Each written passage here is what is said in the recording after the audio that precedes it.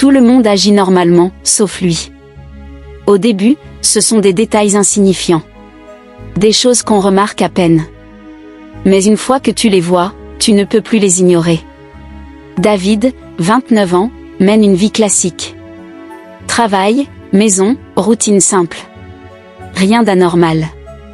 Jusqu'au jour où il remarque quelque chose au bureau. Un collègue répète exactement la même phrase. Mot pour mot. Même ton. Même sourire. Le lendemain, la même scène se reproduit. À la même heure. David trouve ça étrange, mais il n'y prête pas trop attention. Puis à la pause déjeuner, 2 collègues éclatent de rire, exactement au même moment. Pas un décalage. Pas une variation. Comme synchronisé.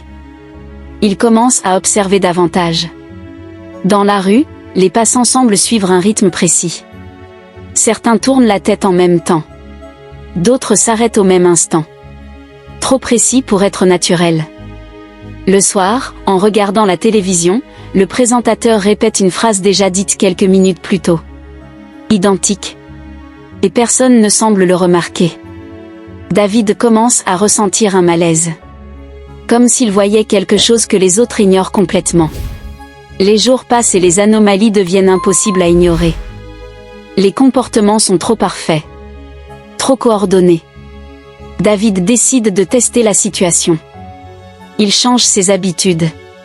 Il prend un chemin différent pour aller au travail. Mais quelque chose d'étrange se produit. Les mêmes personnes apparaissent. Aux mêmes endroits. Comme si le monde s'adaptait à lui. Un matin, il s'arrête brusquement au milieu du trottoir. Autour de lui, les gens continuent, puis ralentissent légèrement. Comme une correction. Comme si quelque chose recalculait en temps réel. Son cœur s'accélère. Il commence à noter les détails. Les horaires. Les gestes. Les répétitions. Et un schéma apparaît. Tout est organisé. Tout est prévisible. Sauf lui. Il est le seul élément qui ne suit pas. Le seul qui échappe au système. Et plus il s'en rend compte, plus il ressent une pression invisible autour de lui. Puis un jour, tout bascule. David entend une voix derrière lui. Une phrase claire. Il commence à comprendre. Il se retourne immédiatement. Personne. Mais l'ambiance change. Lentement. Les gens autour de lui ralentissent. Puis s'arrêtent. Un par un. Et sans un mot, ils tournent tous la tête vers lui. En même temps. Le regardent. Fixement. Sans expression. Sans émotion. Le silence devient total. Son souffle est court. Il recule. Puis soudain, tout repart. Comme si rien ne s'était passé. Les gens reprennent leur mouvement. Les bruits reviennent. La vie continue. Normal.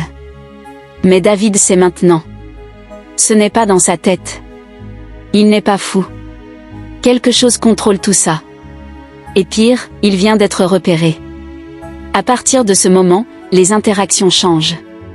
Les gens lui parlent, mais leurs mots semblent calculés. Comme s'ils tentaient de le ramener dans une normalité qu'il ne reconnaît plus. Un soir, en rentrant chez lui, David remarque une porte entrouverte dans son immeuble. Ce n'est jamais le cas. Il s'approche. Lentement. Et entend des voix. On doit le corriger avant qu'il sorte du cadre. Son cœur s'accélère. Il recule. Mais la porte s'ouvre brusquement. Une personne apparaît. Un visage familier, mais vide. Tu n'étais pas censé entendre ça. David comprend alors une chose. Ce monde fonctionne tant qu'on ne pose pas de questions. Tant qu'on suit. Mais lui, il a dévié. Et maintenant, il est devenu une anomalie. Le lendemain, tout semble redevenu normal. Trop normal. Mais les regards sont toujours là. Discrets. Constants. Puis quelqu'un s'approche de lui dans la rue. Le regarde dans les yeux et dit calmement, « Tu peux encore revenir. » Puis il disparaît dans la foule. David reste immobile. Revenir, mais à quoi? À une vie où tout est contrôlé? Ou continuer à chercher, au risque de disparaître? Parce qu'au fond, il le sent, plus il comprend, plus il devient un problème. Et dans ce monde, les problèmes disparaissent. Et toi, si tu réalisais que tout le monde autour de toi suit un script, tu ferais semblant de ne rien voir, ou tu chercherais la vérité? Abonne-toi maintenant pour ne rien rater, et dis-moi en commentaire ce que tu ferais.